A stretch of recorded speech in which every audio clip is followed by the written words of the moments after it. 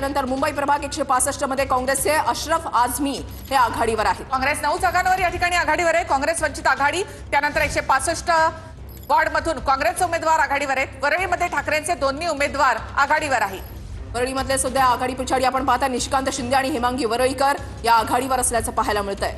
सुनील शिंदे यांचे बंधू निशिकांत शिंदे आघाडीवर आहेत। वरळीत ठाकरे मोठी बातमी समोर येते। वरळीमध्ये ठाकरेंचे दोन्ही उमेदवार हे आघाडीवर असल्याचं पाहायला मिळते। कोल्हापुरात शिंदे गटाचे अजय इंगवले विजयी झालेले आहेत। काँग्रेसचा पराभव या ठिकाणी होताना दिसतोय।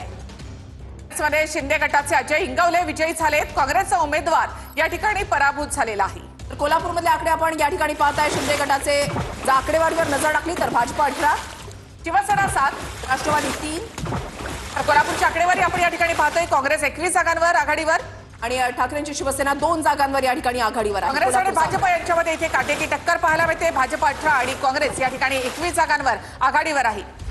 मागच्या वेळेला जर आपण पाहिलं तर कोल्हापूर आणि राष्ट्रवादीची या ठिकाणी सत्ता होती। मुंबईमधला आकडा 157 मधला प्रभाग क्रमांक भाजपच्या आशा तायडे या आघाडीवर असल्याचं पाहायला मिळतंय। भाजपच्या आशा तायडे आघाडीवर, भाजप शिंदे 75 जागांवर, तर ठाकरे बंधू आता 60 जागांवर पोहोचले आहेत। जळगावमध्ये 18 मधून शिंदे गटाच्या नलाबाई सोनवणे विजयी झाले आहेत।